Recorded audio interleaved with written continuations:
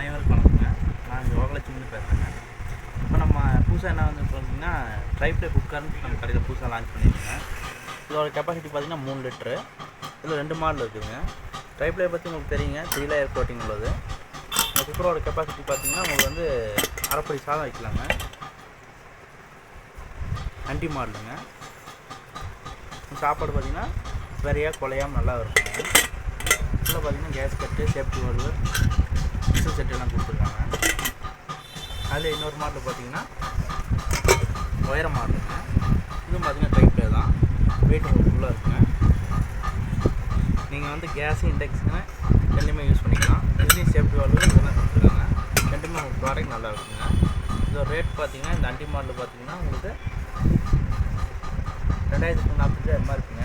உங்களுக்கு ஆடி ஆஃபரில் 2239 ரூபா மட்டும்தாங்க.